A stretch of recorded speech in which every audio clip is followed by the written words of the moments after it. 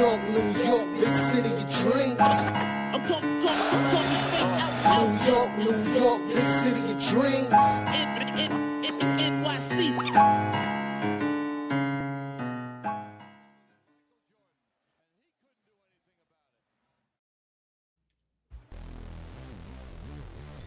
What's going on, Knicks fans? This is the Nick of Time show where we give it a Knicks talk just in the nick of time.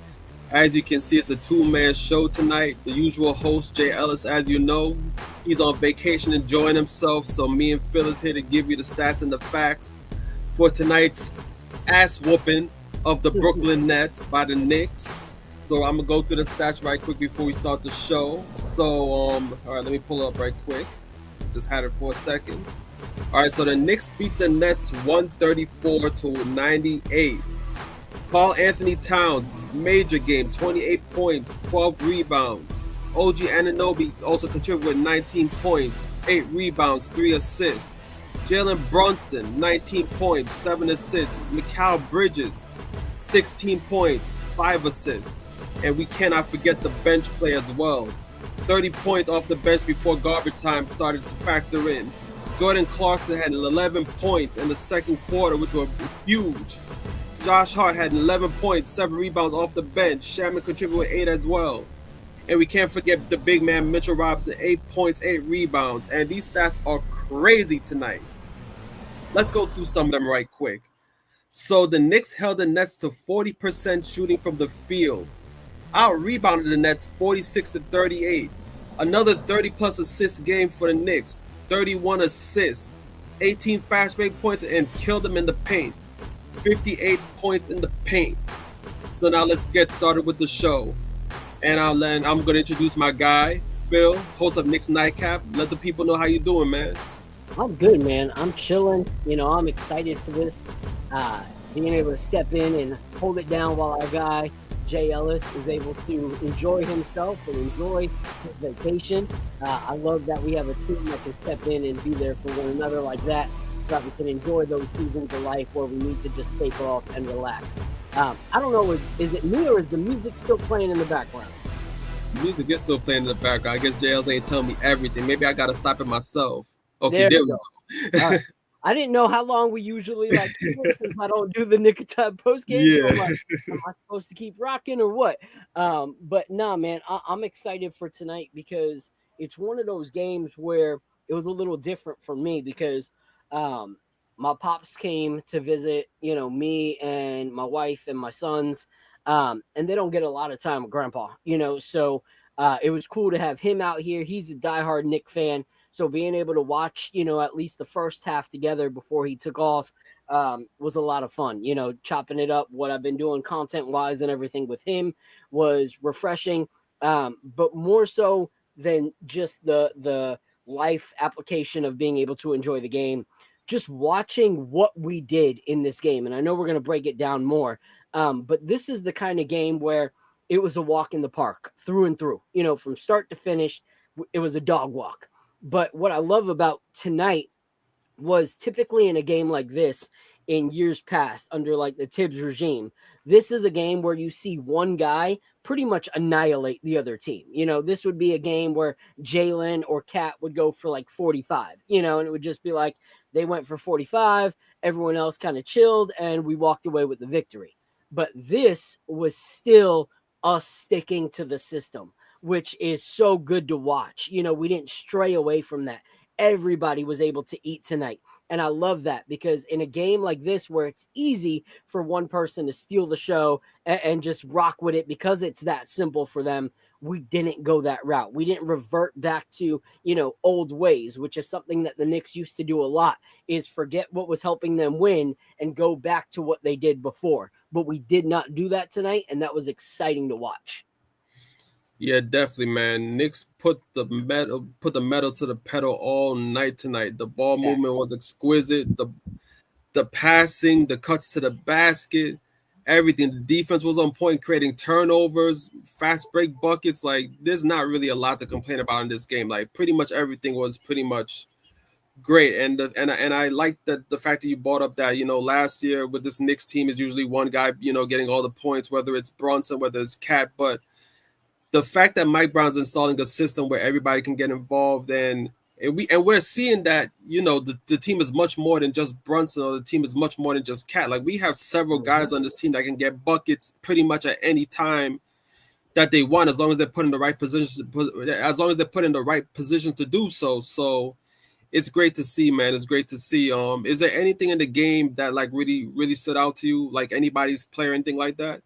So the thing that stood out to me, and we talked about it the other night on the Knicks nightcap, and I've been talking about it for about 2 years, is I truly believe that the Knicks, especially with Jalen Brunson, are best when we get 30 or more assists. We are such a hard team to beat when we have 30 or more assists. Last year, we were 24-4 when we had 30 or more assists. That's almost an 87% win rate. So it always blew my mind when the team or Tibbs would stray away from that, because we knew that that would most likely lead to a victory every time. So in the 6 games that we've won this season, 4 of them, including tonight, 30 or more assists. And the other 2 that we won were the first 2, and we had less than 30 assists, but we still had more assists than Cleveland and Boston. So when we assist more than the other team, we are almost impossible to beat. 87% win rate, even more now, based off of this season combined with last. So in a game like tonight, where you could stray away from that and be like, I don't need to pass it. Like, these guys are food. I can score at will against this team. Any of our guys could have done that. Jalen could have done that. OG could have done that. Cat could have done that. Mikal could have done that. But we didn't. We still ended up with 31 assists on a game where we played a team that we were blowing out pretty much from the start. Ever since tip-off, it was increasing lead over and over and over. And for the last like 2.5 quarters, we had an almost 30-something point lead. So we could have stopped the assist and just try to get our own bucket. But we didn't. We stuck to the movement of the ball, the sharing of the rock, and it produced not only the win that we wanted, but it also shows how effective this New York Knicks team is when we actually assist one another and make each other better instead of making ourselves better as individual players. So that to me stuck out, because this is where I was like, man, I don't want us to stray away from that, because that's been what's helped us win these last few games. And this game could be one of those temptations to do that. So the Knicks didn't do that, and I was super excited to see that.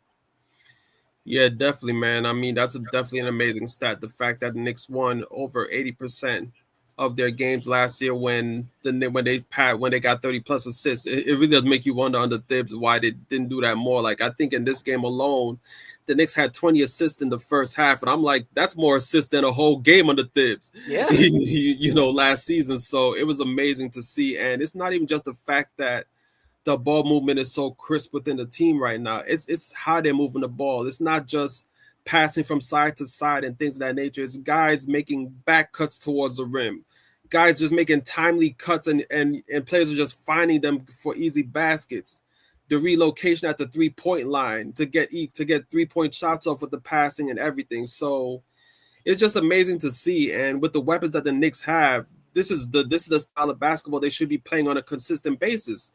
Passing the ball around, getting everybody involved, and let everybody eat, except for, you know, rather than just having 1 or 2 players really feast for the whole game while everybody else is just standing around watching. So it's definitely great to see. I think one thing that stood out to me is the fact that if the Knicks are serious about being title contenders, this is the type of game where, you know, you have a bad team coming in at home, and sometimes those bad teams, they can be kind of pesky, you know, because, you know, they're hungry for a win. Yeah. They're coming in, you know, they have nothing to lose in the game because they already know that, you know, more than likely they're going to lose anyway. And the fact that the Knicks came to this game and they did not give these guys any kind of chance in the game whatsoever. They just stomped them out from the get-go.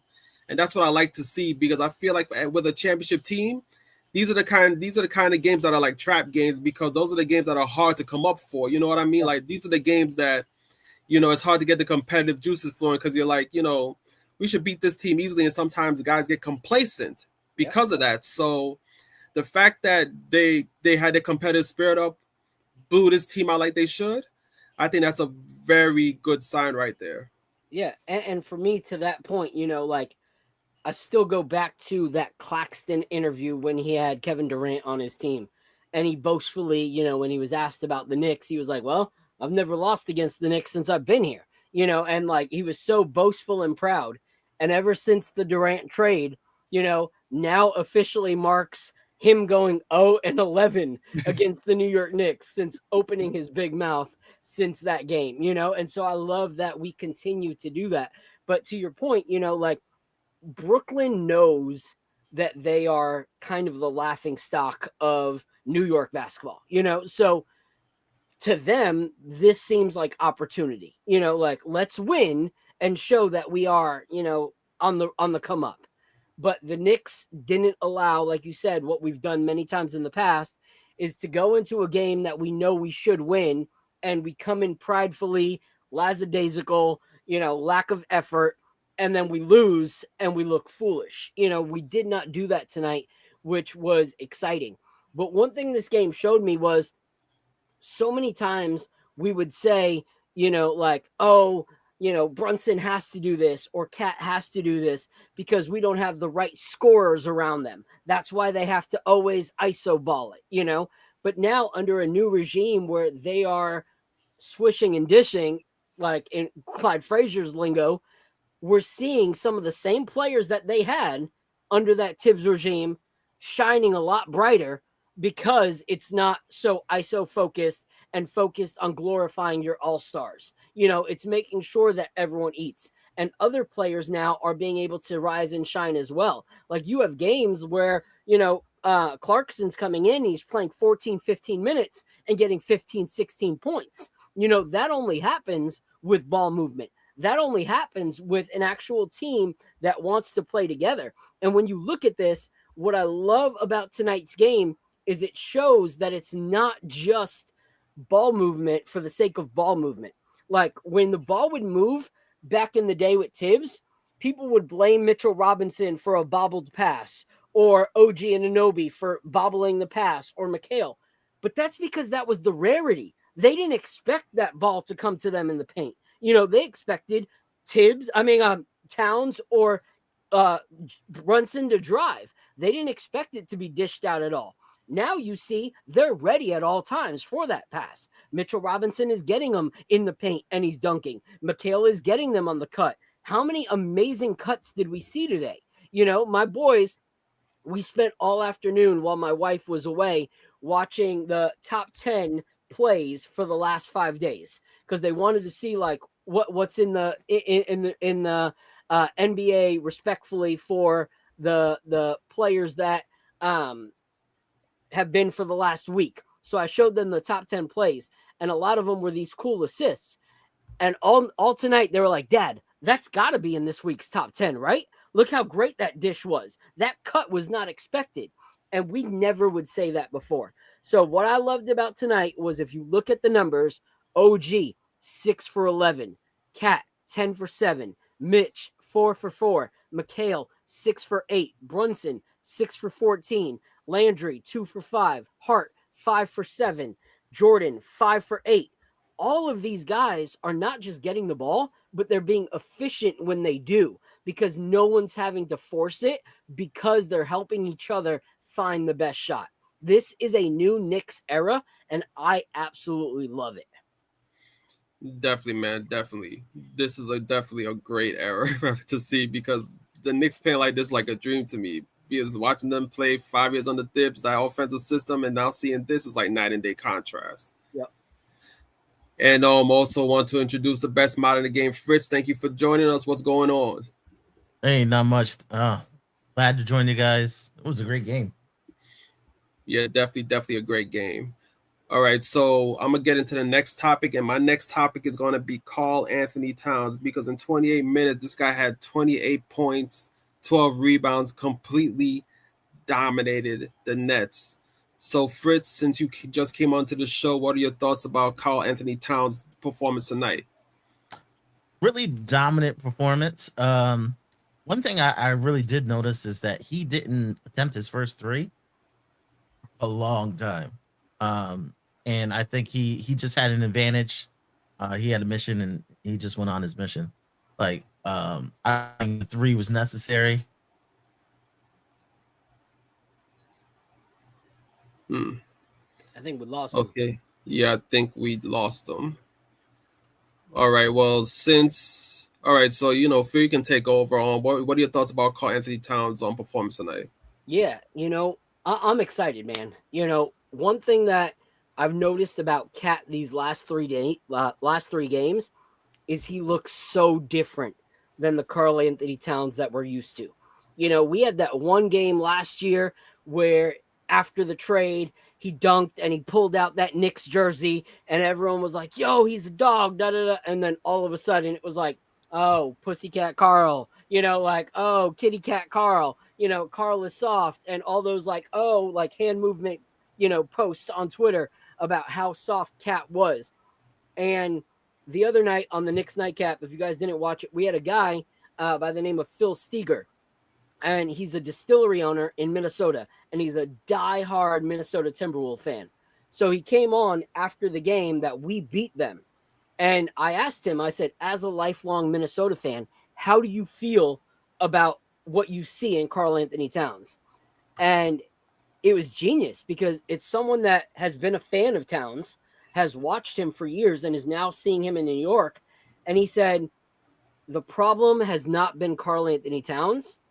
The problem has been that he was under Tom Thibodeau in Minnesota for part of his career. And Thibodeau wanted him to be a certain kind of player. And then he started to get out of that and then got traded back to a Thibodeau team that wanted him to be this same kind of player. And he's wanted Towns to be this kind of guy when Tibbs is a very great finesse player that can create and can do things. And we talked about how, I was like, a lot of people think that finesse means soft, but finesse doesn't mean soft. Like, you could be a finesse player and still be a powerful, dominant player. Hakeem Olajuwon was a dominant, powerful player who played with finesse. He wasn't Shaq dunking. He wasn't Ewing dunking. He was hook shotting. He was doing floaters. He was taking you to the basket. He was hitting the mid jumper. That's what Towns was doing. Same with Nowitzki. Nowitzki was the first big that was dominant that wasn't dunking on you nonstop. He was playing in the post, but also hitting you from 3. That's the kind of player that Karl-Anthony Towns is. He's a finesse player who can be dominant if you allow him to use his skill sets instead of trying to turn him into something, which is what Tibbs did. And so seeing him these last 3 games, I think we're starting to see what Karl-Anthony Towns can really be for the New York Knicks under Mike Brown, allowing him to use his skill sets. One thing Tibbs never did was focus on a player's skill sets. Obi Toppin was a 3-point guy for him. Grimes was a sit on the 3-point line guy. Mikal, same thing. OG, now you're seeing all these guys be able to actually use their skill sets under this Knicks regime, and it looks a lot different. And I think we're going to see the unlocking of Karl-Anthony Towns this season. Yeah, definitely. Karl-Anthony Towns, I don't think he's a player that you could just put in a box. Like, I don't think he's a player that you could just be like, just throw him in the post and just have him be a traditional big man. I don't think he's a player that, you just stick him at the 3-point line and just be a spot up shooter. He is a guy to have a well-rounded skill set where, yeah, he can post up in the paint and get off a hook shot or back somebody down and dunk on him. But he's also a guy that can, like you say, he has a finesse side of his game too. He can shoot the 3. He can drive, from the perimeter, drive into the lane and finish at the rim. So it is good to see that his skill set has expanded under Mike Brown as opposed to under Thibs. But I think the one thing I do like, and this is an adjustment on the defensive side of the ball, because earlier in the season, Karl-Anthony Towns had issues guarding the pick and roll. Like, oftentimes he'd be out of position and teams would just punish him on that pick and roll. But I see the Knicks they have been adjusting as of late to Karl-Anthony Towns guarding the pick and roll, which I am glad to see, because what I'm seeing now is whenever a team runs pick and roll involving Karl-Anthony Towns, what the Knicks will do is when Karl-Anthony Towns is out of position, like another guy will help. They will help with his player as he's out of position, and then once Karl-Anthony Towns recovers, then you see everybody go back to their man. And I think that's been a great addition, like a great wrinkle to like the defense that Mike Brown is throwing out there to help Karl-Anthony Towns on pick and roll defense.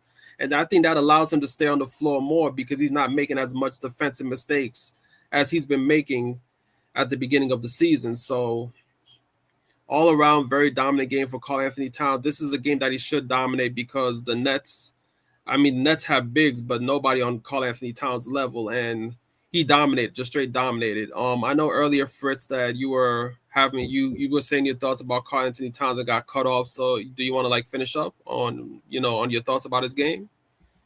Yeah, I think we wanted him to shoot a lot more threes this year, and in the last beginning of this year, we seen him throw up threes anytime he had daylight, and I think he was a lot more judicious in which 3-pointers he took this game. He wasn't just jacking up 3-pointers.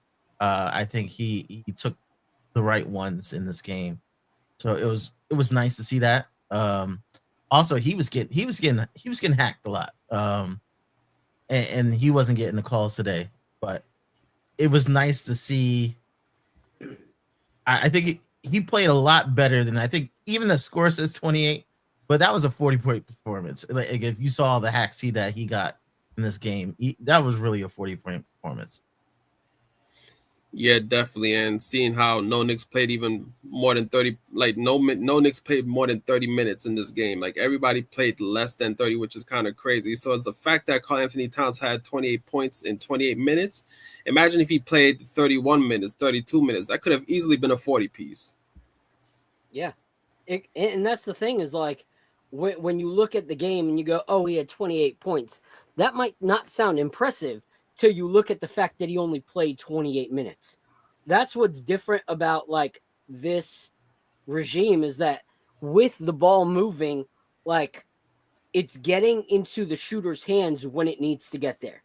Like it's not, wasted possessions of balls that are in the hand of the wrong player for 18 seconds and we don't get a bucket and then it goes back. It's these players are being effective in the minutes that they're out there. That's why you have games like this where Karl can go 28 in 28 minutes. Clarkson can go 15 points in 16 minutes in the last game.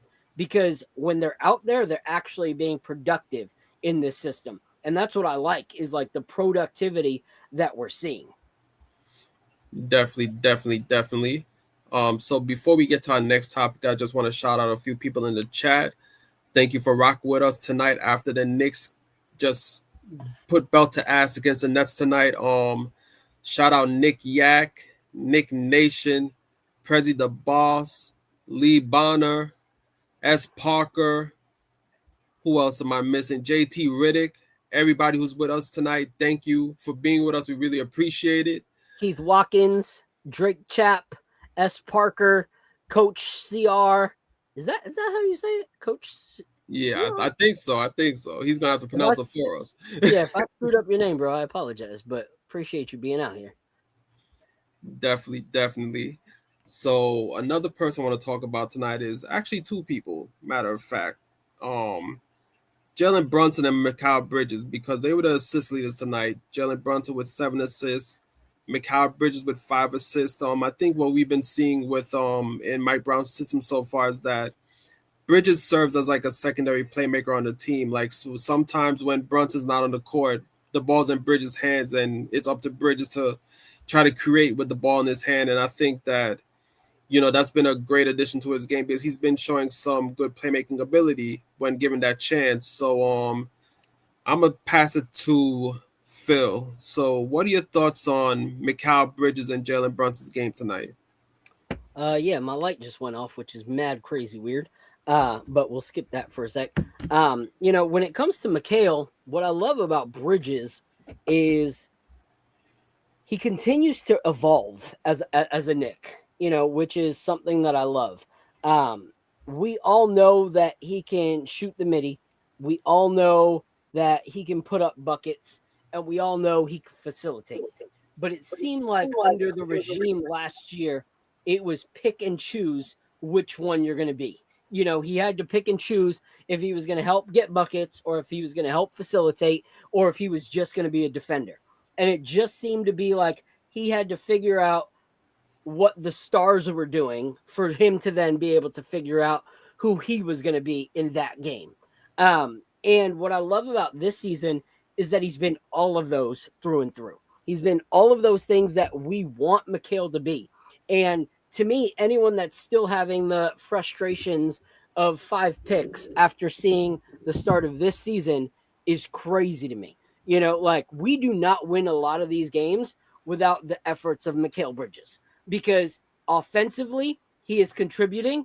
Those 15, 16 to 18 points a night may not seem like big numbers, but they're numbers that allow Jalen Brunson and Karl-Anthony Towns to not be perfect, to allow them to actually have bad shooting games. Like today, Jalen Brunson didn't have the most effective shooting night. He went 6 for 14. However, when you have guys like him and OG that are guaranteed to give you 16 to 22 points per night, that makes it okay for your stars to be imperfect. And so I love that he's doing that on the offensive end. He's also a lot more assertive offensively this year than he was last year. And with his assists come pretty effortlessly, you know, which is what I like. Like he doesn't have to overthink it. Like he knows when it's bucket time and he knows when it's facilitate and dish time. So I love seeing that. For me, the biggest evolution on this team is Jalen Brunson. Like if we want to be real about it, you know, some of our biggest gripes were that games would come to, we have, you know, 60 seconds left to try to come back to this game. Okay, we go down 1 possession. The ball is in Jalen's hands 18 to 20 seconds of that 24 second. Like sometimes it was clutch, sometimes it wasn't, but all that time with the ball in his hand, you know, and we were like, come on. And now we're not seeing that. You know, we're seeing Jalen's Brunson game come so much more effortless. And so many people were like, well, he's the star. He's got to have the ball. Well, no, he's putting up the same numbers, if not better, this season without having to abuse his body on every single drive because people are expecting the possibility of a dish. And he's also looking more like someone that wants to win as a team instead of wanting to win as the Jalen Brunson show, which is making every other player show up every single night. Like every player wants to be out on that court because they feel like they're contributing to winning. No one wants to show up to work and feel like, oh, I'm only here to fill the desk. They don't actually have anything for me. Like when you clock in, you want to actually contribute. And so with the way Jalen Brunson is playing, it's the biggest pendulum shift, in my opinion, out of anyone on the team. And he's done it so well since game 3. Like he's learned how to really work within this system. And I got to tip my hat off to him because in the offseason, that was the biggest question mark is can Jalen Brunson make it about everybody instead of making it about Jalen? And he has, and he's done it so beautifully. Yeah, definitely. And I think what this helps with as well is because in the past where Jalen Brunson would just dominate games, teams are able to stack up defenses against Jalen Brunson because they know once he has the ball, he's going to pound it for 18, 20 seconds to try to get off his shot. So defenses would just shift to Jalen Brunson and make it very difficult on him to get that shot off. But now with Brunson spraying the ball around, getting everybody else involved, now that makes him even more effective later in games because you can't just stack the defense against Jalen Brunson. You have to worry about Mikal Bridges. You have to worry about OG Anunoby. You have to worry about Karl-Anthony Towns because any of these guys can come in and just get buckets. So the fact that Jalen Brunson spraying the ball around is just going to help the Knicks more and more down the line when clutch time calls and the ball's in Jalen Brunson's hand and teams can't just concentrate on Jalen Brunson. They got to worry about everybody else. So that's just going to give him more space on the floor to dominate. Yeah. Fritz, so what are your thoughts about Mikal Bridges and Jalen Brunson's game tonight? Yeah, I thought Mikal did a great job, especially shooting in the corners. I think you don't have to sacrifice his offensive game for him to play defense. I think what the team is doing a lot better with is not being a willing passer, but being in the right spot to receive the ball. So like not just throwing a hot potato and I get it how I get it, like while the player is moving, you're getting in position to receive the pass.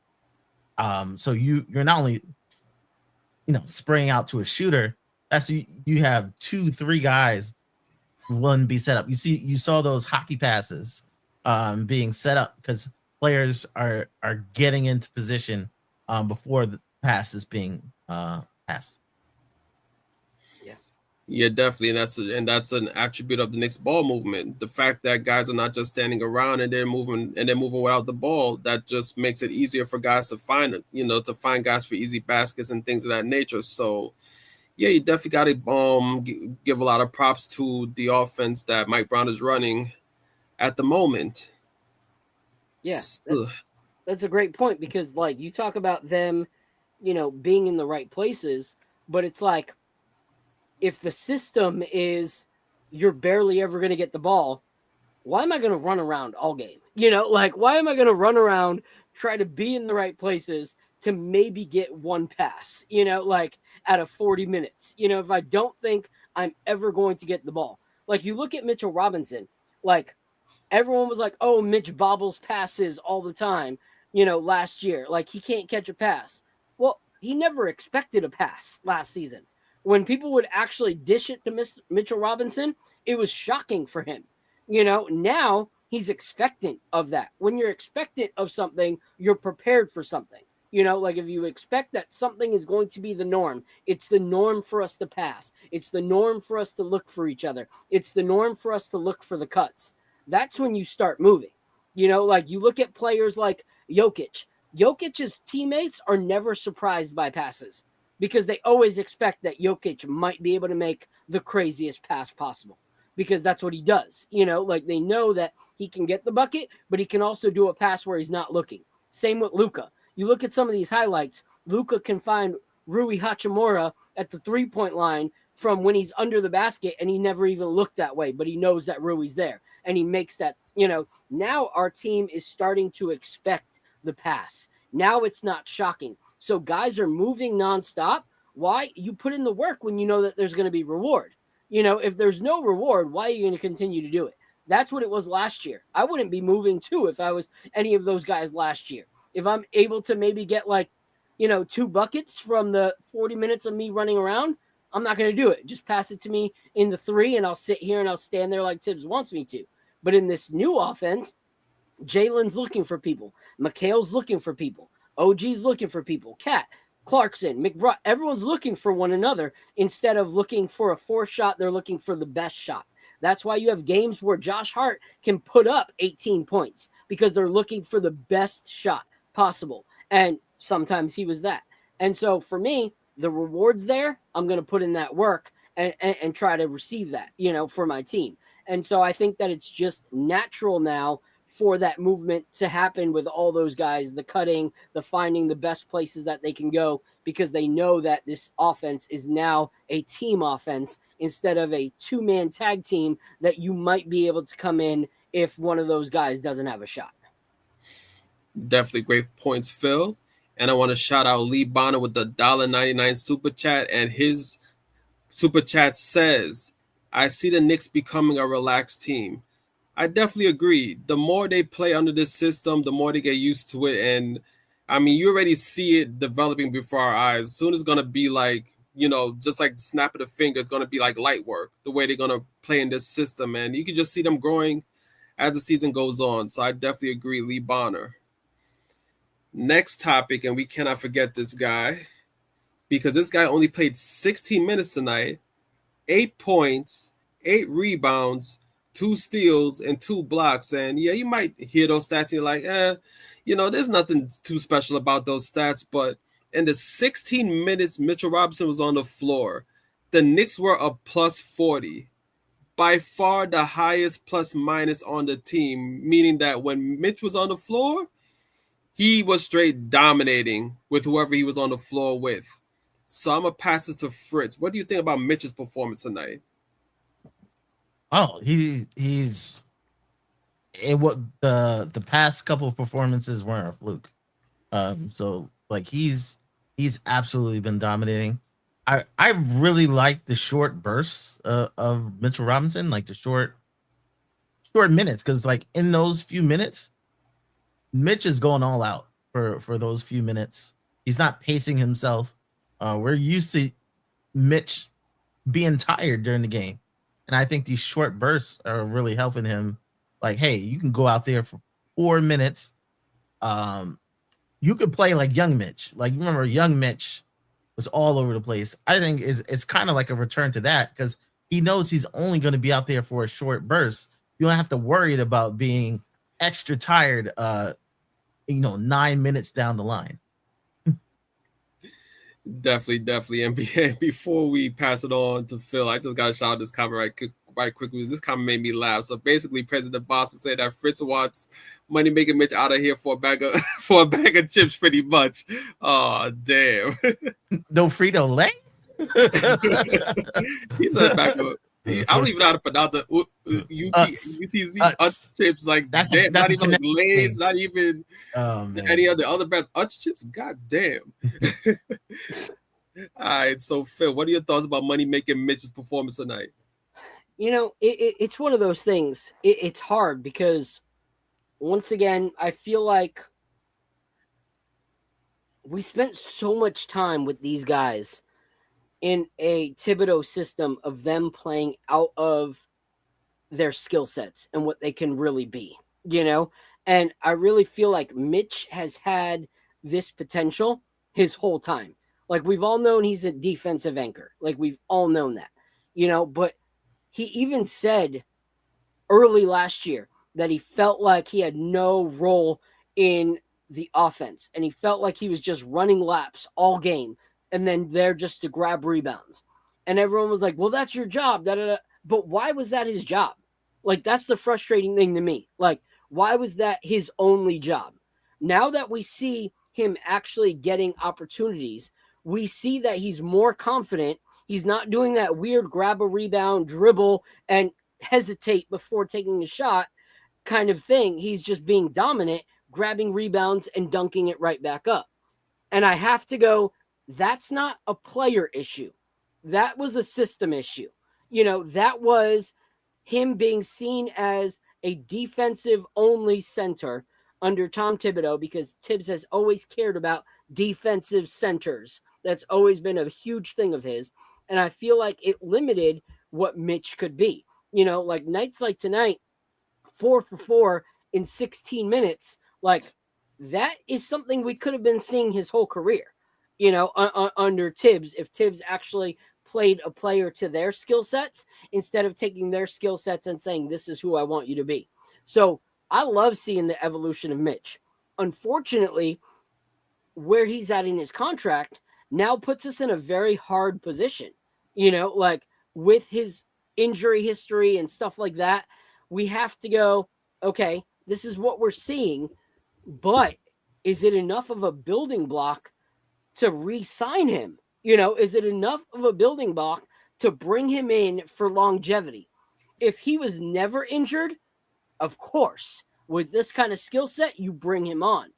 But with the injury history and the fact that we're just now in the final year of his contract, being able to see him be effective on both ends of the court, you have to go, okay, is 16 minutes a game something you buy into for an extension? Like, yeah, we keep him for the season, but an extension? Like, is there enough there to make it worth 16 to 20 minutes a night extension for the amount of money he probably wants to receive on an extension? That's what makes it hard. The better Mitch plays game in and game out, the harder the decision is going to be for the New York Knicks, because we have to look at it in the future, regardless of the amount of limited minutes he can currently play. And that's hard. Yeah, definitely. You were saying something, Fritz? Yeah, I was on another podcast recently, and I'm saying that Mitch's value in these few games has actually gone up. We've seen Walker Kessler is off the board. So you can look at Mitch, even he's doing part-time minutes. Mitch is going to want premier starter money, even if he's playing 15 minutes. So you have to balance that. And it's not, oh, do the Knicks like Mitch or not? It's their options. So if I have an opportunity by trading Mitch to be under the second apron next year, am I gonna take that over 15 minutes of Mitch and paying him starter money, even though I'm playing him as a part-time player? Definitely, that makes a lot of sense. Honestly, with Mitch, what I think the Knicks are doing right now is I think they're trying to preserve Mitch, which is why I think they play him in short stints rather than having him play like extended minutes per game.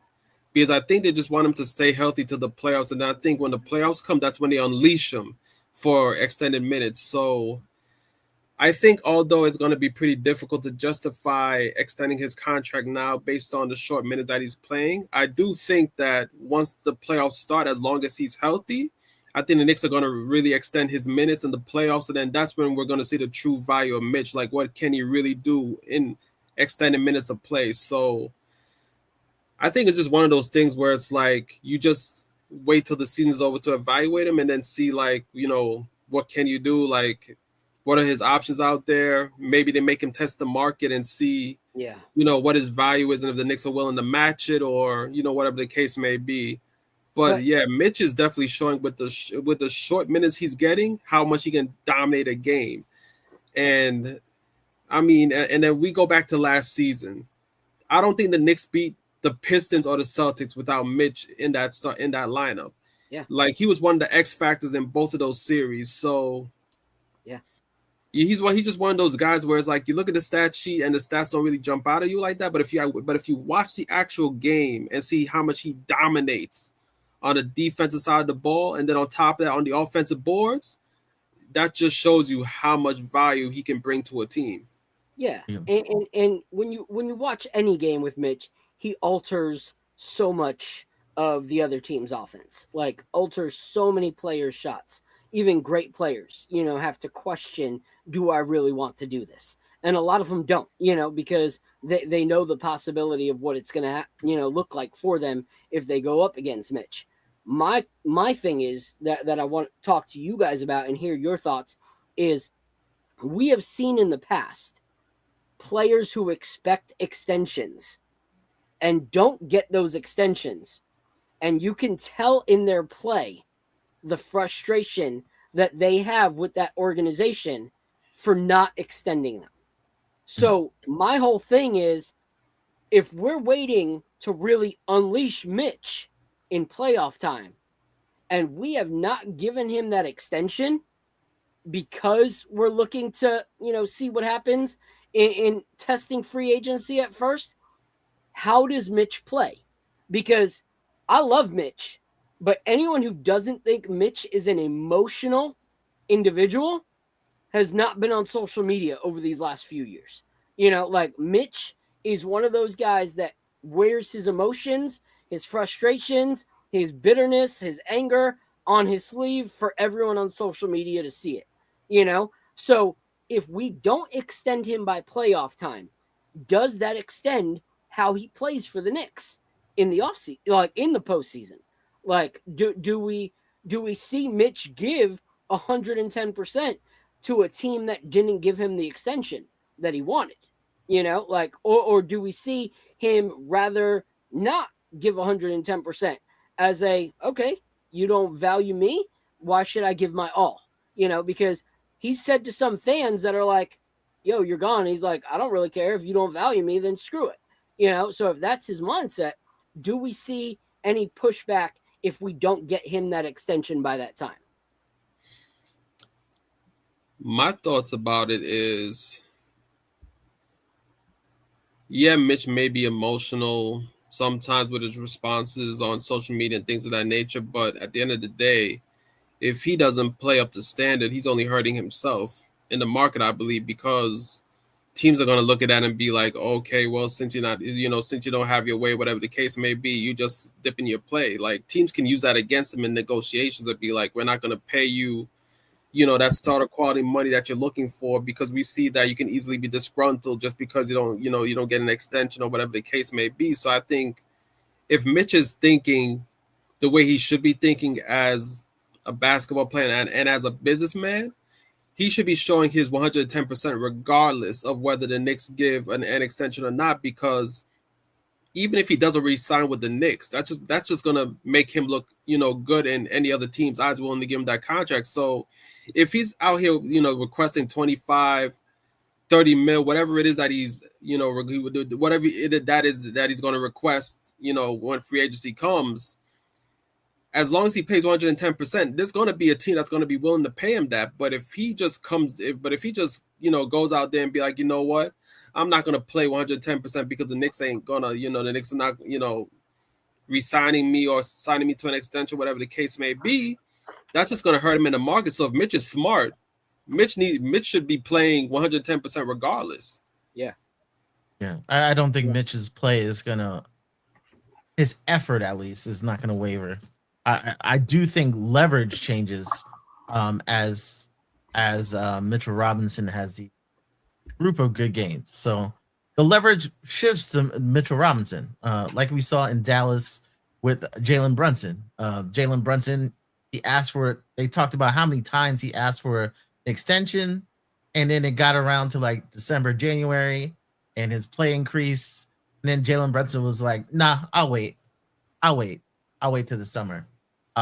So as Mitch gets more leverage, you either sign him now, but as it gets later in the year, Mitch has the upper hand, and then you may have to just deal him because he has so much leverage that this summer, you are not in control of negotiating. So it's his way, or you let him walk. You give me so and so, or you let me walk. So that's the kind of leverage, as a management person on the Knicks, you don't want Mitch having, even though that's one of your guys. That's the kind of leverage you don't want to give to a player, because other decisions will have to be made. So Mitch may get what he wants, but other people may have to go because Mitch got what he wanted. Yeah. Yeah, I think that would be interesting to see when it gets to that point. If the Knicks do re-sign Mitch, who are they going to be sacrificing to make that happen? So I think that'd be very interesting to see when that pops up. So the next topic, I want to get to the bench now, because the bench definitely had some good performance tonight. First, I want to get to Jordan Clarkson because he had a spectacular second quarter. Second quarter, he had 11 points. It seemed like that man couldn't miss. NBA Jam, where they're like, he's on fire. Like, yeah, that was Jordan Clarkson tonight in that second quarter. And I feel like, and this is my personal opinion, I feel like the game got so out of hand in the fourth quarter. I feel like Jordan Clarkson was like, you know what? Let me just foul out this game and rest for the rest of the night, because it makes no sense for me to play it, because we smacking these dudes. Like, why am I out here? So I feel like he fouled himself out just to get rest. So, but yeah, Fritz. So what are your thoughts about Jordan Clarkson's game tonight? I really liked it. Like, I think a lot of people say, "Oh, he's kind of wild out here and he needs to kind of calm it down." But Jordan Clarkson was Jordan Clarkson. If he's open and it's a fast break, he's going to shoot it. But I really like some of the passes he made. Even though he has that itchy trigger finger, he is a willing passer. So if you are open, he will hit you with the pass. Definitely. Now, Phil, I know that Jordan Clarkson is your guy. So what are your thoughts about Jordan Clarkson's game tonight? Yeah, I don't understand the people that immediately, as someone does something that they don't like, are immediately wanting to ship a player out. The thing about Jordan Clarkson is we've wanted a shooter who was confident. One of the big things under Tibbs that was frustrating was we thought that Grimes had the H2O style potential. We thought that he had the stroke of an Allen Houston, but a lot of times, and I think it came from being worried that he was going to be pulled every time, but the confidence wasn't there. He would always hesitate on shooting that three when it was Grimes, and McBride at first was very hesitant. And you look at the games where Jalen Brunson didn't pass out to Josh Hart on the 3-point line in the playoffs. Why? Because he wasn't assertive in Josh hitting that three and wasn't necessarily sure that Josh was assertive enough to shoot the three. So now we have a guy that is confident enough to shoot the three. We have a guy that is confident enough to throw up a basket when we need it. And if you look at his numbers, you get nights like this where he goes 5 for 8 off the bench in 18 minutes, scoring 11 points, or the other night getting 15 points in 16 minutes. You get that because he's confident enough to keep shooting it up. So more times than not, he is shooting it up, and it's actually helping our team. So the nights that it's not, we just need to grin and bear it, move on, and realize that this player is actually pushing himself. Since he's become a Knick, he has hesitated a lot in always chucking it up. How many times has Jordan Clarkson made one of the best passes we saw that night? Like in the first 2 games, the best pass we saw to Mitchell Robinson came from Jordan Clarkson. How many cut passes have we seen from Jordan Clarkson? Jordan Clarkson has evolved in, 8 games this season? He's evolved in 8 games more than he had in the last 3 seasons as an NBA player. And if we're not giving credit to that, we're ignorant. We are absolutely ignorant as NBA fans and Knick fans if we're not giving Clarkson his flowers where it deserves. The one thing I will laugh about is a video has leaked of him actually being frustrated that he got fouled out tonight, and Mikal and Josh Hart pointing and laughing at him in the corner and giving him a hard time for fouling out in a game where we were up 30-something points. So shout out to those guys for actually like being a team with Jordan Clarkson and giving him the business and cracking jokes on him for fouling out tonight. But I love that still. We're up 30-something points, and Jordan Clarkson is still playing to the point that if he's got to foul somebody, he's going to foul somebody. The game was not over in Jordan Clarkson's eyes, and I love that. I love the fact that he's got that grit. He's the kind of guy when push comes to shove and we need someone to stick up for another team member, Jordan Clarkson's going to be that guy. When the playoffs get physical and they get, a little more grimy, we have a guy that will actually not back down. And so I'm excited for it. So what up, Mr. Lee Escobedo? Let's go. I had to bring the BBL in the house, baby. What's good? I love you guys, man. I just got finished chopping up with Dexter Henry. Had to hop into the StreamYard, see if my guys was still streaming. Because, what a great win this was. Not just this win particularly, but this is a part of a series of wins that show that this Knicks team, man, we ain't nothing to F around with. This is a real offense right here. Definitely. Knicks offense is looking crazy right now. And yeah, I love Jordan Clarkson's game tonight. Those 11 points in the second quarter, it was like that man could not miss. He was giving it to the Nets in that second quarter. And like I said, that NBA Jam, he's on fire. Like that's all that I was hearing in my head when he was going off in that second quarter. And it just shows what Jordan Clarkson can bring to the team, because last year, we missed a guy that could come off the bench and can just get buckets at will, and that's what Jordan Clarkson does. He just gets buckets. That's what he does. And like Phil said, and it's the fact that he's adding playmaking to his game as well. He's not just a scorer. He can also act as a playmaker, setting up other guys for easy baskets as well. So, yeah, right now, Jordan Clarkson, it seemed like in the beginning of the season, it seemed like he was having trouble getting acclimated to the team. But now it seems like he's getting comfortable, and a comfortable Jordan Clarkson, especially sixth man version, that's going to be dangerous on this on this Knicks team. Yep. And Ryan, his defense, if you look on Twitter, so many people were so like, "Oh, Jordan Clarkson, he'll make buckets, but he's going to be a cone on defense." First game that he was here, he was given the Timbs, and the hard hat, and since he's been playing defense every single game. So for me, I can't ignore the fact that he may be in there for less than 20 minutes a game, but he makes sure that those 20 minutes are effective as he can be on offense and defense. And that's why I think it was a great signing. Before I cook on Jordan Clarkson, Phil, how's my lighting, buddy? How do I look right now? Crispy? You look crispy, bro. Let's go. Shout out my boy Phil, man. Get me right, man. Phil gave me advice on my appearance, man. Not fashion sense. That's on my own. But the That's lighting, that's all Phil. Phil's like, I don't want credit for the fashion. Don't give me credit for that. Jordan Clarkson, man. Bro, have we had someone off the bench that's that much of a microwave 3-level scorer since JR? JR is truly, he reminded me of JR so many times tonight when he gets trapped on the block, right there on the seal, but they double him. He is one of the few players I've seen that's a bench player that's able to create his own shot off a pivot. Right? He's already stopped his dribble, but he's still able to pivot and find a way to score with that beautiful little hook that he has around the rim.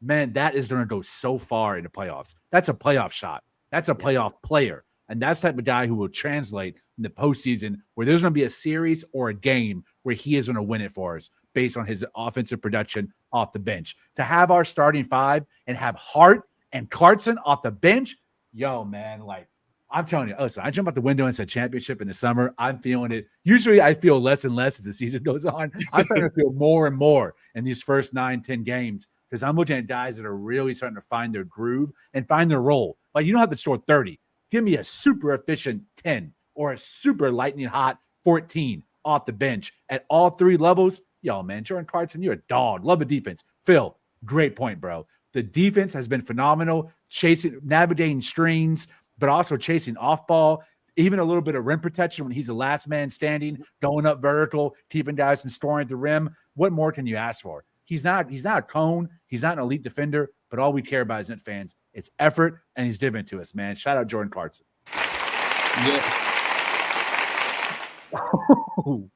Definitely, man. Definitely. And it's kind of funny because going into the season, we were talking about certain lines with Jordan Clarkson saying how we'd be concerned with the defensive side of the ball, like if he was in backcourt with Brunson or if he was in the backcourt with Kolick, etc., and blah, blah, blah. But so far, he's proven to us that he's not that big of a liability on defense. He actually plays pretty decent defense. So that's definitely great to see on top of that. He's actually been decent in transition defense, too. That was one of the things I was most worried about because Cameron Payne and DeLon Wright were actually two of our best transition defenders last season, along with Landry Shamet. He deserves his flowers. By the way, Shamet's been unbelievable. Shamet has been so good defensively. One of my favorite things to watch is Landry Shamet chasing guys off ball.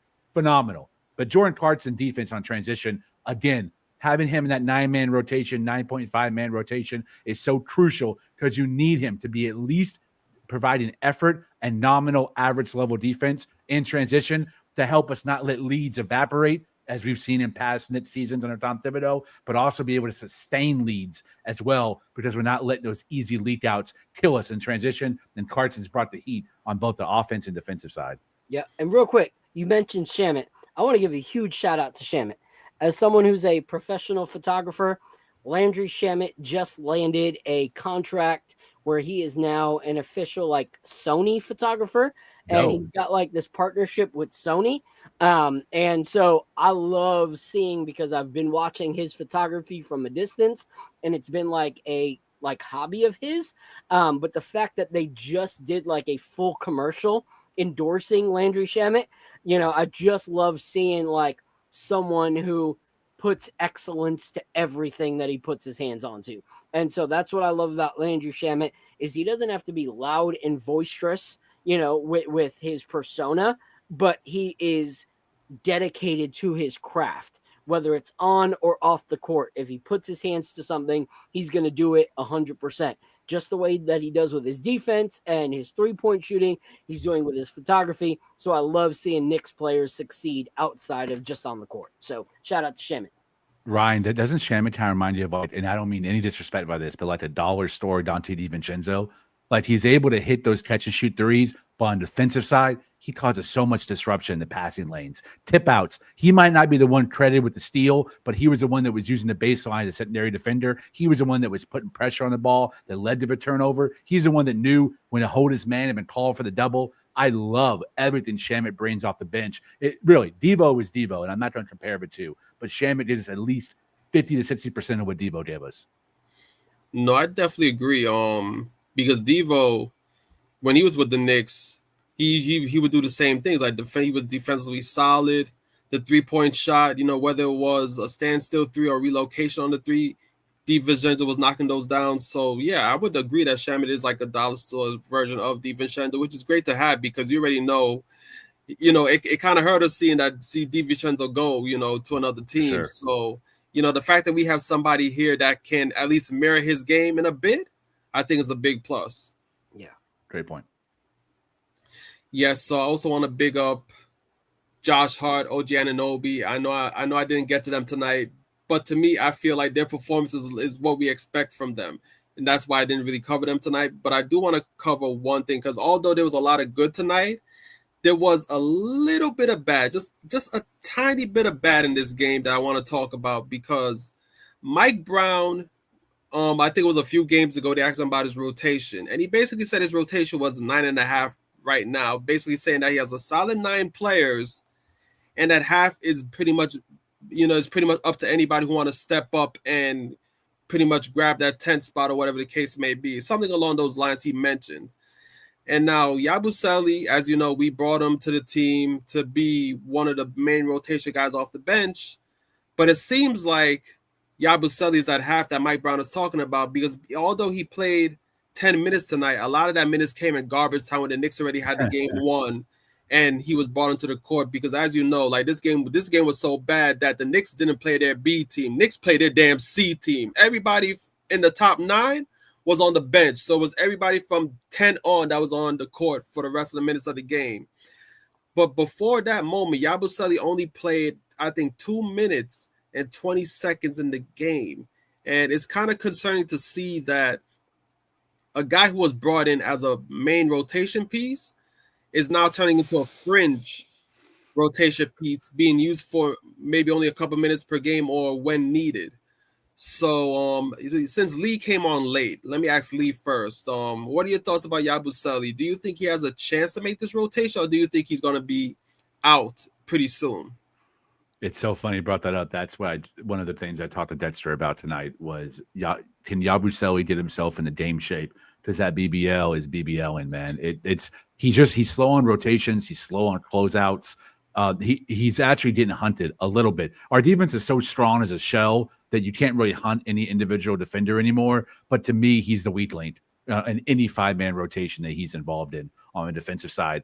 Tonight, he did hit his threes, but he was also at that time playing a very worn out Nets roster. By the time he came in, they were completely broken spiritually, emotionally, physically. So I don't put too much stock into that because they were wide open too. But I need Yabusele just to continue running, man. Get that cardio down, bro. Like, I know I'm not one to talk because I'm a thick boy myself, but I'm also not signed to an NBA contract to try to win a championship for the New York Knicks. So the pressure is on him. It's not on me. I need my boy Yabusele to continue. Stay in that gym and really just work on your lateral quickness, because those rotations that have him and Karl-Anthony Towns as a 4 and a 5, they're compromised because you can't switch those rotations. Both of them are going to cut when they're guarding at the level. You got to have Yabusele be able to hold his man so that if Mitch is out, God forbid, he's either out to injury or he's out to injury management, Yabusele has to be able to hold his man with Towns at the 5. Or, I hate this lineup, but I hate to say it, Yabusele at the 5, which Mike Brown has really scaled back completely. But those minutes were there in the early start of his season, and you can't switch with Yabusele in the current shape that he's in. He's got in shape, and the confidence has to be there. I would also like his whole shot process to speed up a little bit. It's a really slow gather, pull up, and release, which, bro, when you're playing not the Pacers, the Thunder or the Rockets, that's when it's smacked. Or even the Lakers. The Bulls these days. The Bulls. The Bulls, great, long, rangy, lots of perimeter defenders. I agree. I'd speed up the process of your shooting. Shamit, bro, you got great quick release players on a team in Deuce and Shamit. Learn from them. So to me, Yabusele, it's a shape thing. But I think the 3-pointers when he's playing, he's got to make them and take them. But it's more about the defensive end, because he's right now when he's playing the 4 and the 5, and that's the one role we don't have depth at. Patom Dade is too young. Diawara is too young. He's the only other real big wing that we have. And if not, that's a lot of pressure on OG Anunoby to really be the only 4 outside of Karl-Anthony Towns. In other words, Lee is saying, Yabusele, lose that BBL. Lose it, bro. Yeah, I think mine. Yeah, I think you don't want to embarrass him by giving him DNPs. I think this is short of giving him DNPs, but you want him to lose. You want him to get into game shape in a controlled environment. Like doing it on the floor, this is when you get those players those nagging injuries. This is where you see certain players, they're overweight. Oh, I pulled something 2 weeks out. Like that's not the time to be like overexerting yourself on the floor during the game. Like do it in a gym. So Right. like I think they're giving him a few minutes, not getting a DNP. You're still on the floor. I'm not ruining your next year contract. You're still getting shown. You can still show a little bit, but you're not going to get shape on the floor 30 minutes a night. Yeah. So my thing is, I feel like it's unfortunate, okay? Because if you follow Yabu, one thing I do love is regardless of his lack of actual play time and his actual contribution to the team, this guy every single day is posting multiple game day photos, congratulations to his team members all over his social media. Like he loves being part of this organization. Facts. I think where the problem is it stems from the way that he was signed. Okay. This guy was brought in because we needed a backup power forward. But we brought him in before we had a coach, before we had an offensive direction. So we went in looking for who was on the market that produced good numbers as a power forward last season. And Yabu fit that. But we had not already chosen a coach and a fast-paced offense system. So now we have a player who produced well under his kind of Clippers team that he played for. I mean, who did he play for? 76ers, right? 76ers. 76ers. 76ers team, they're not a fast-paced team in any way, shape, or form. They weren't at that time. Now they are, now that they have that other rookie that's playing with Maxey. They're moving a lot faster. But last year they weren't. And so we get a player based off of what he contributed to another team. And then we change how we're going about it, and we go a fast-paced system that he can't keep up with. And so it's kind of a unfortunate way that the cards fell for Yabusele, because I do think that if we still were a slow offensive team, he might be doing better, contributing to what we are doing. Because now we're not only having him fit this system that he's not used to, his body's also not used to that system, And so even the first few games, you saw it was hard for Cat to get up and down the court. And Cat's not even close to as out of shape as Yabu was, or Yabu is. So Cat's been able to adjust a little more because he's a little more in physical shape. But I think it's going to be a big thing to get Yabu there. And I'm thankful, like you said, Fritz, that it's not an embarrassment of, hey, you're one of our big off-season acquisitions, and now you're a DNP. That's going to shatter the guy's spirit and not really like get him to push and do that effort to get back to where he needs to go. But it's a Zion in New Orleans kind of scenario, like lose the weight, get powerful, get fast, and you can contribute. I think right now his minutes are actual liability minutes, and Agreed. Lee, it's so bad that you even said at least tonight some of his threes were falling. No, only 1 3 fell out of 6. But even that one made you feel like he was contributing. Yeah, that you were like, at least his threes were falling. Nope. More than usual, but still not actually contributing. So it's unfortunate. He took 6? 1 for 6. He took 6 threes? Wow. No, he was 1 for 6 in total. 1 for 4. Okay. Yeah, 1 for 4 from 3. Okay. Yeah, 1 for 4. So he only made 1. So it's unfortunate, and I hope that he can turn it around because I do like his actual desire to be in New York, his passion for the team, his support for the team. A lot of people you saw with Randall, if they're not the center, they would have temper tantrums, and stuff like that. Yabu is constantly supporting the rest of the team. And so I want to see that kind of player succeed, but it's going to be on him to get in the shape to do so. That's the point.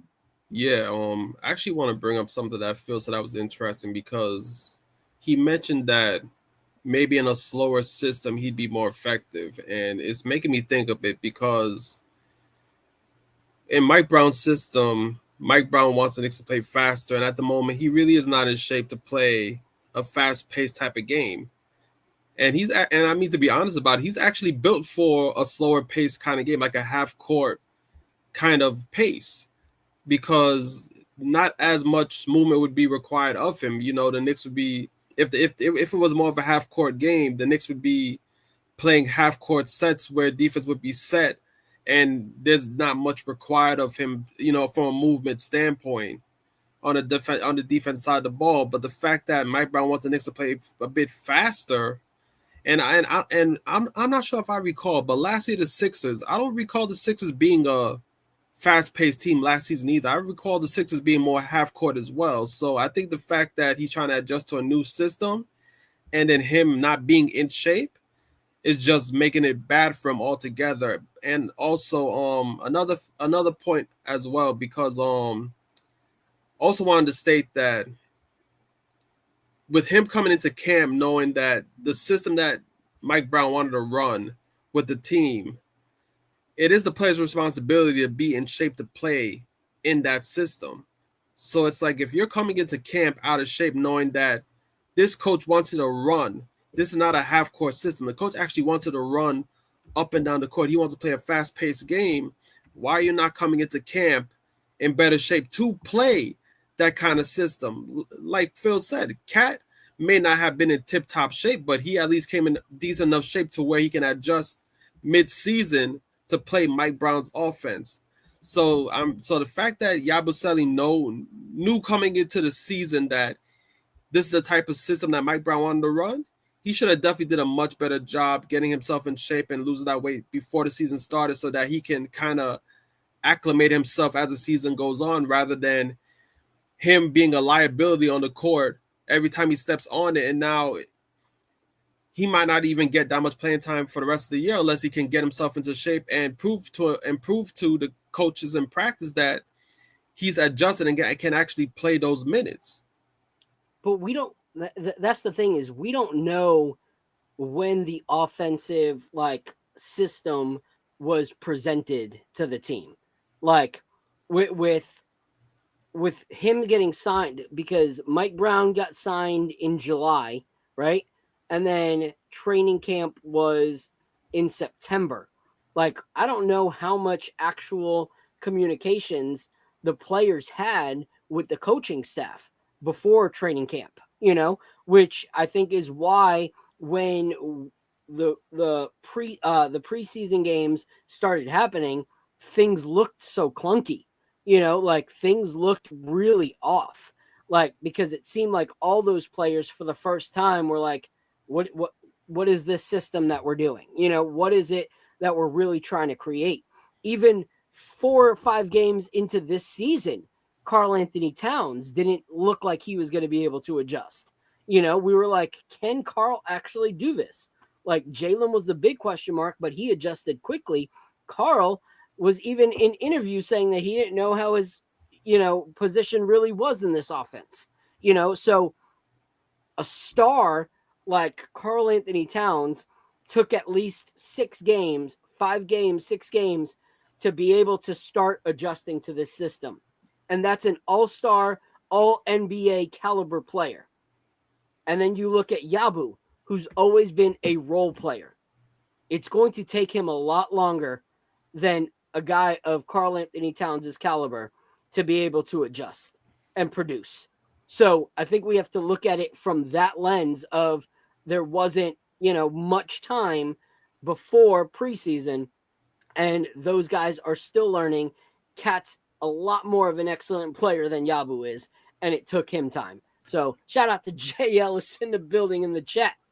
What's crazy is that Yabu, from reports, he actually played FIBA basketball. Who was in the chat that said, Nick Yad, he should have played summer ball? Oh, he did. That's right. He played in FIBA, and the reports are he's gained 20 pounds, over 20 pounds since then, which means you're not in the gym.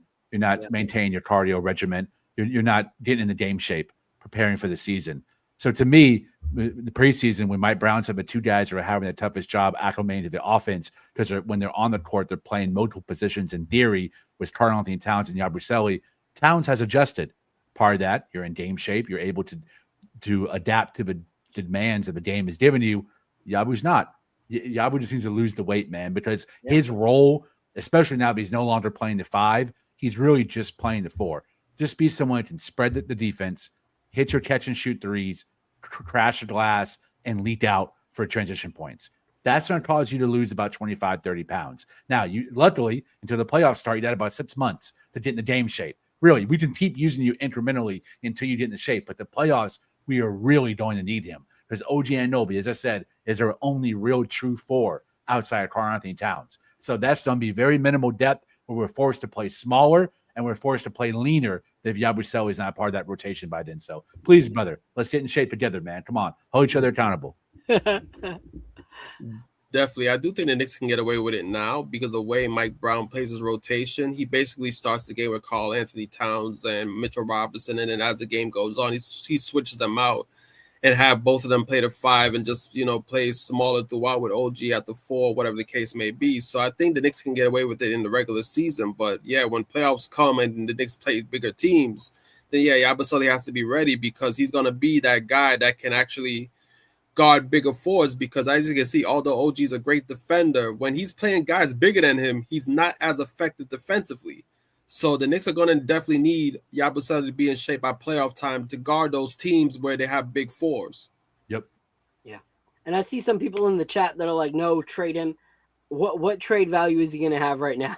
like Great point. He's not performing well. He became a 0.5 player in the rotation. Anyone who can watch the game sees that he's out of shape. Like, no one is going to knock on the door for the Knicks to trade him. We're not going to get anything until he actually starts contributing. And honestly, if he loses that weight and start contributing, he's not the kind of player we want to trade anyway. Like, if you look at how he played with the Sixers, that's what we need. Like, we need Sixers Yabusele off the bench. We need someone that can allow OG to sit down and be relieved and not be worried about having to get back in there immediately because of lack of contribution from his backup. Like, we need someone that can take that pressure off of OG having to go back in. And if we can get Yabu to a point where he can play 18, 20 minutes, that's going to be exactly what we need. So lay off of whatever you're doing, in the hotel rooms, and start hitting the gym. Days off mean gym, like there are no days off right now. You're making millions, figure it out. If you're not going to the movies with your kids, you should be in the gym. That's it. Yeah. Also, he couldn't be traded till like December. So can't be traded till December. And it's a tough contract to really trade because he doesn't have an option for next year. So basically you're telling another team, I'll trade you this contract. If he plays bad for you, he's going to come back and play for $6 million. So that's tough to give to a team in a trade, unless you're playing for someone who's not a very valuable player. What sucks too, he's not Precious Achiuwa. I mean, what he did last year in Philly was an exaggerated version of him. He's never going to get that usage and minutes ever again. He's never going to even score that much again. But I think he showed he could put the ball on the floor. But he didn't attack a closeout and get to the paint. He can also pull up from 3. He's not just catch and shoot. He can be one of those guys that hit above the break threes on a transition set. He can do more things than Precious Achiuwa can. He's a better passer than Precious Achiuwa, maybe a better rebounder when he's in shape. I like this toughness. I like this moxie. We could really use some of that personality on the court. We have so many nerdy, kind of quiet dudes on this roster. It would be nice to have someone who's out there talking smack. But right now, if he talks smack, he can't back it up, bro, because his shooting is off a cliff. He's shooting 31% overall, and even worse than that from 3. Damn, man, I want him because I advocated for him even before we signed him. I was like, go get Gerson Yabusele. But the whole situation right now is in his hands to change, and I think he will. And what's frustrating is seeing Sacramento fans posting highlights of Precious Achiuwa right now. Enjoy while it lasts. Like, come on. So, yeah. Yeah. We'll see. Yeah, I mean I'll- that was a bridge we burned though. That was a bridge we burned. Like mid-season last year, everybody was saying, "Hey, re-sign Precious. Hopefully, you have enough money to re-sign Precious." And then you just sat him, and like you literally burned the bridge for Precious. He wasn't coming. Yeah, but my thing is with Sacramento fans, posting highlight clips of Precious Achua with them. Just give it time because you also have Westbrook on the team as well. And when both of those guys on the court at the same time and defenses kind of collapse the defense a bit, and with those two guys on the court at the same time because they can't shoot, we'll see what Sacramento fans are saying later on in the season about Precious Achua. I can hear the Brits from here. Brit City, man, between Russ and Precious. Oof. Wow. And trust me, I love Russ, but my guy Russ can't shoot. Like, let's be real about it. Yeah. All right, so let me shout out the chat right quick.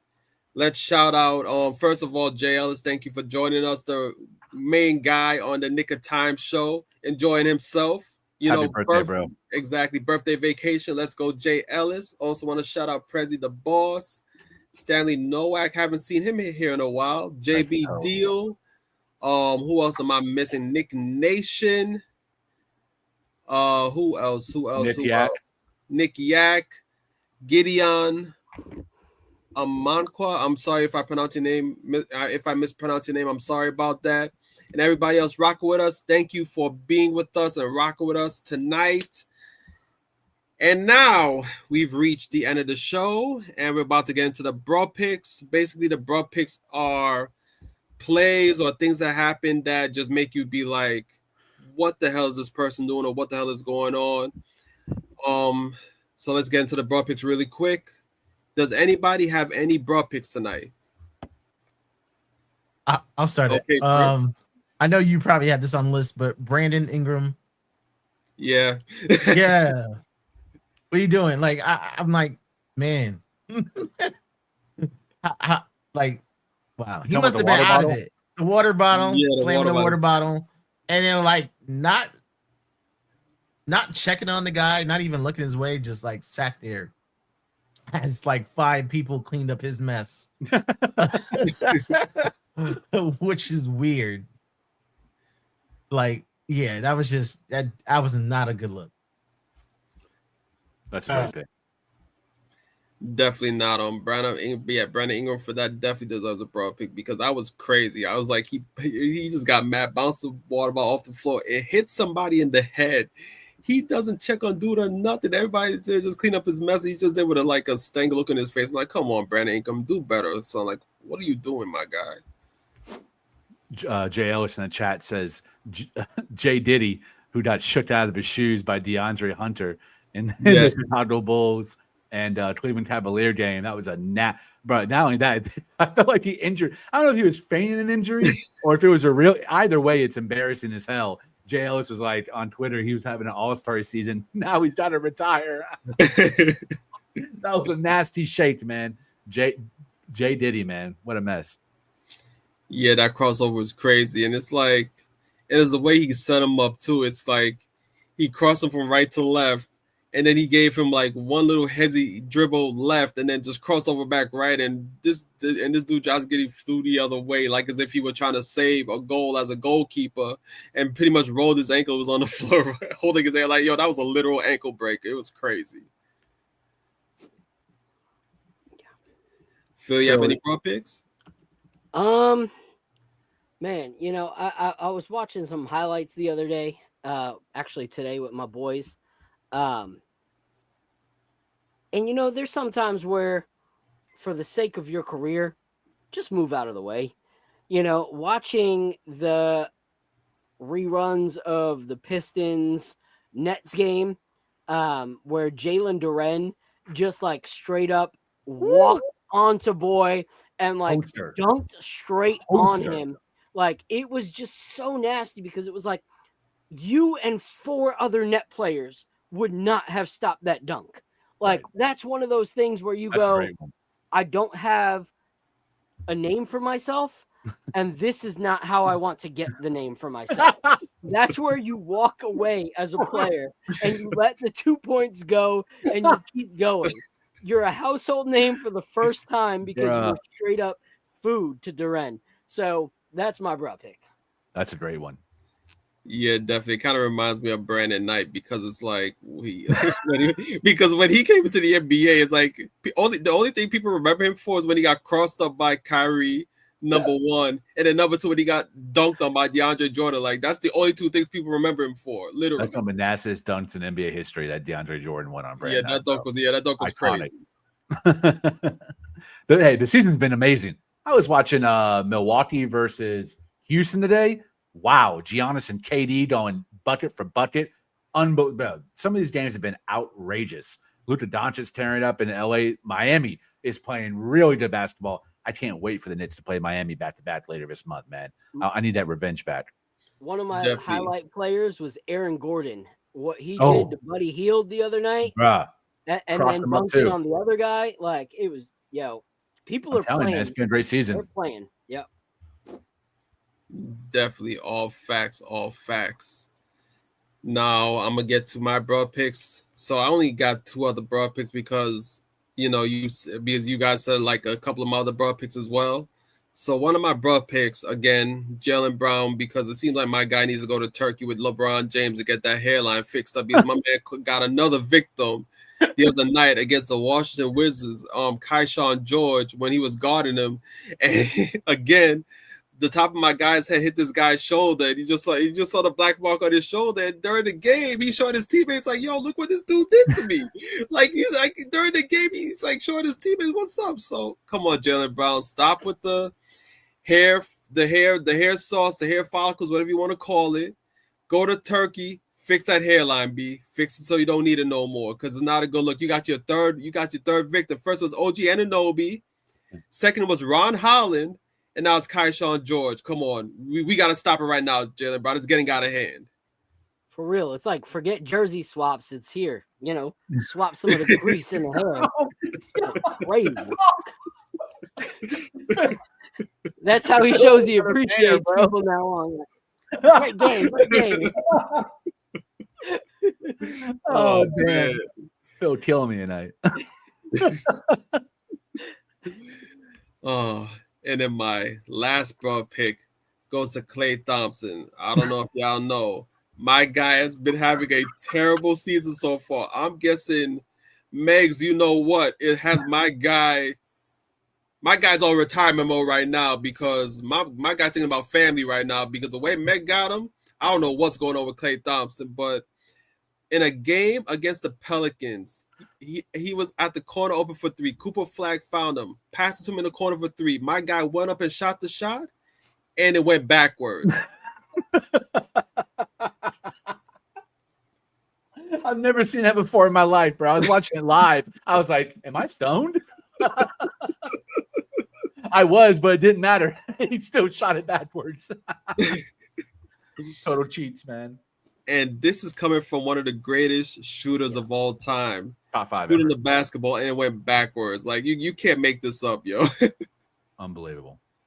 Homeboy's on social media, like, apologizing for showing up late to pick her up at the airport. Like, he's in a different mode right now. Like, he's in full-on relationship mode. Like, I don't think he even knows how to shoot a 3-pointer anymore. Yeah, he still knows how to shoot a 3-pointer, all right. Right, and Megs, you know what? Okay, and that's the end of our show right there. Thank you guys for watching. Thank you guys for watching. And rock with us tonight. Let's get to the socials right quick. Fritz, let them know where they can find you. Hell yeah. Oh, before we go, I did want to our thoughts were Letting Wilkins. Former New York coach, NBA coaching legend, former player, passed away, and I definitely remember his stint in New York, but our thoughts were with his family. I'm glad you brought that up. Yeah, definitely. He coached us to the playoffs in 2004 We did get swept, but he was that was the first playoff series I ever saw as a Net fan. I started watching in 2002. I think he might have been the first coach I ever saw. Him or I think it was Herb Williams or him. I can't remember. Don Chaney. That was a while ago. But yeah, Lenny Wilton's top. I mean, isn't he like top 20 all time wins and considered a top 15 coach of all time? No, Basketball it's Hall like, of Fame. I think it's like top 3. Like Champion with wins. Seattle he's definitely up Supersonics. there. He won a Yeah. chip with Seattle in the 70s. So yeah, he's all time legend. Yeah. And a Knicks And then coach. and he also like kind of came out of retirement for the Knicks. Like Yeah. he hadn't coached in like probably a good 7 years before he got the Knicks. Like, yeah. Good call. Definitely. Rest in peace, Lenny Wilkins, one of the legends of the game. Where can I find you, Fritz? You can find me on Twitter, Fritz Handles. Also NBA Economy Show on YouTube. Definitely tap in. Definitely. Knicks Economy, check that out. And I should say NBA Economy, my fault. Check that out. Phil, where they can find you? Yeah, so on Instagram, it's Knicks_nightcap. On Twitter, it's Phil_all_caps. Trying to move that to Knicks Nightcap too, but takes forever with Twitter. You can find me here Thursday nights, unless we got a game, then it's on Wednesday nights for the Knicks Nightcap. This Thursday, we will be with my guy Frank, who is part of the Up Rocks team. And we will also be with my guy Todd from Baxis, which is the biggest online distribution of hard to find rare whiskeys, bourbons, all that. Awesome. Huge Nick fans. They'll both be on the show. And my favorite whiskey brand, Rare Character, will also be joining us. Sorry, my camera just went off. But besides following me, do me a favor in the Knicks community. There is someone that's been in the community for a long time. Her name is E, and she's been battling cancer.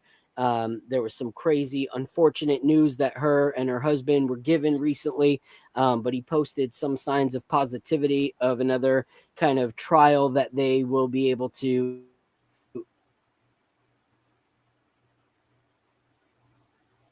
It looks like we lost Phil, but yes. Yeah.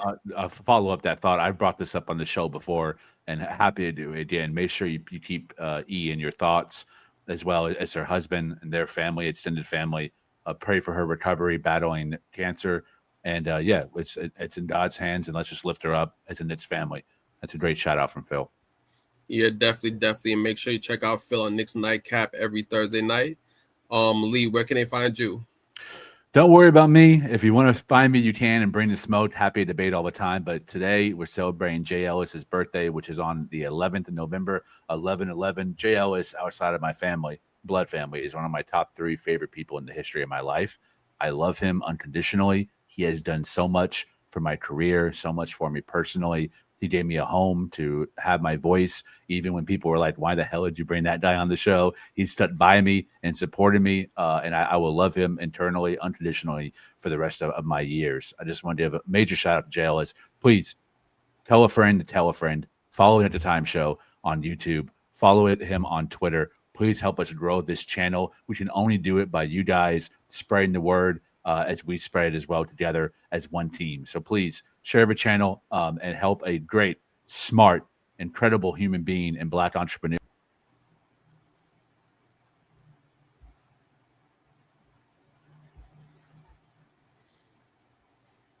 I'm sorry about that, Phil.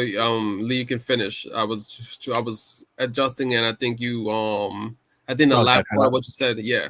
Oh, just saying, please share the channel, share his Twitter handle, like, subscribe, and let's hit those numbers up and try to hit 9,000 by the end of the year. I mean, it's very doable if we all chip in and do our part to just spread the message. Fritz does an incredible job constantly in getting the time voice out there. Phil has been going super hard in the paint. We can all do our part, myself included. So shout out to Jay Ellis and everything he's built. Yes. Yeah, definitely.